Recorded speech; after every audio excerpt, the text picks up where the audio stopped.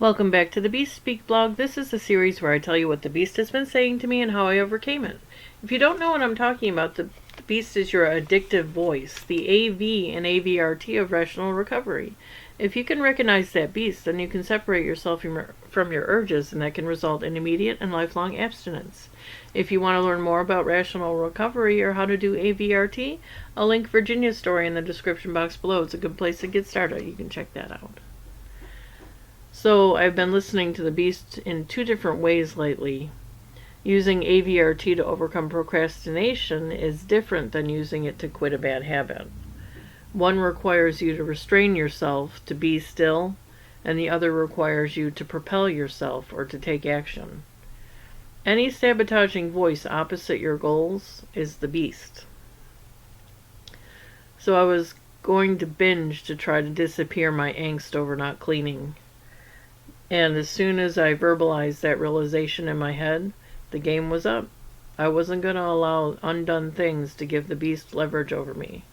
I immediately started doing the dishes. I just put my head down metaphorically, blanked my mind, and started. That blanking my mind, that part was important. I'll explain to you in a minute what I mean. I watched an Andrew Tate video where he was being interviewed by a psychologist, and he says some days he wakes up with like a vat of emotional energy, like a bucket of water. He says his superpower is being able to pour that bucket into any emotion he chooses. And he says the happy hole is a trap for addicts. If he could only ever choose one emotion to pour that bucket into, it would be pride. One of the biggest handicaps in my life has been believing pride was evil. I said in a previous post, I cut pride out of my life so thoroughly that I don't even know what pride feels like. But I'm going to tell you what I learned about pride this week in just a minute. Jordan Peterson says, when people come up to him and say, I can't change my life, he says, you're not aiming low enough. When I'm feeling overwhelmed with my chores, I do an absurdly small task to generate some momentum.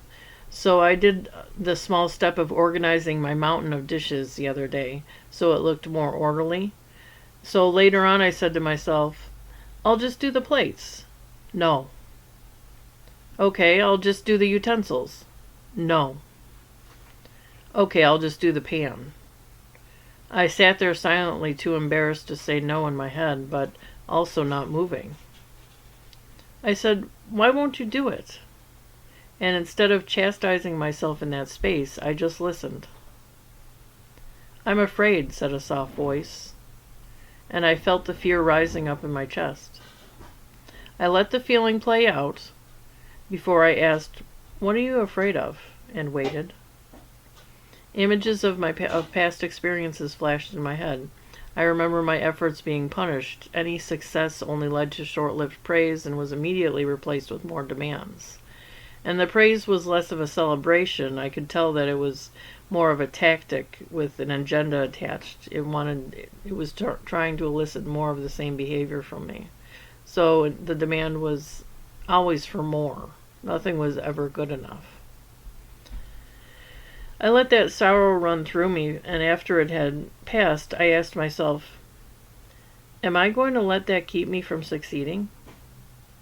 And I didn't answer that question, but I just found a workaround. I said, I got myself to get up and do the dishes by calling it an experiment. I said, let's see if I can hear the Beast say anything to me while I try to do these dishes. I started saying things like, success is its own reward, to try to reprogram myself. But what does success feel like?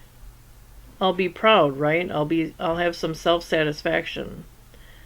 I don't know what those things feel like. So it dawned on me, that's not at all what I feel when I'm successful. When I've succeeded, I feel powerful. It's power. It's knowing what is possible. Not pride, not self-satisfaction. These were just empty labels. The feeling I get when I'm finished is power. I know exactly what that feels like. Not over other people, over myself. Self-rulership, self-direction, self-mastery. That's the most important thing you can have. I laugh that the dishes can make me feel that way, but it's because I know the source I'm tapping into. The more I practice these things that elicit that feeling, the more powerful I'll become. Eventually, when I want to do the dishes, Eventually when I want the dishes done, I'll just get myself to do it. So forget chasing pride. It's not pride. Maybe you're mistaking the feeling of joy that you feel rising in your chest for pride. It's not pride, that's joy. It's power that has the ability to move things. Power's a masculine energy, and you need another form of masculine energy to begin a task. First, you need to know that you are the answer to that problem. Be the answer to that problem, like that other podcast I did. Then you have to switch to the feminine energy and give yourself over to the task. Pleasantly empty-headed, blank your mind, don't resist, give in and walk silently through the steps that, when you're resisting or complaining, feel like drudgery. Give yourself over to the task. The mundane, everyday tasks that never seem to end or even get you ahead in any way, they're so hard. But connection is what you're building by caring for your family. But it's not always reciprocated. It's a gamble. And if you're not honest about your boundaries, it can drain you tirelessly. So you have to know when to stop, and you have to get others to accept your no. The reason this matters is because if you can get good at your boundaries, you can give yourself over more fully when you do decide to give. So many women can't get their boundaries respected, or they don't have the courage to set them in the first place. That's the bad behavior that feminists have capitalized on. So give yourself over to the task, and then revel in the feelings of power you get when you accomplish your goal. Rule yourself, defeat the beast. This one was a little more meandering than I usually am. It's more of a longer format. Let me know what you think about that. I need your comments to help me steer the blog, so please help me by doing that. And my sons wanted me to tell you that I should ask you to like, comment, and subscribe because it helps more people find me.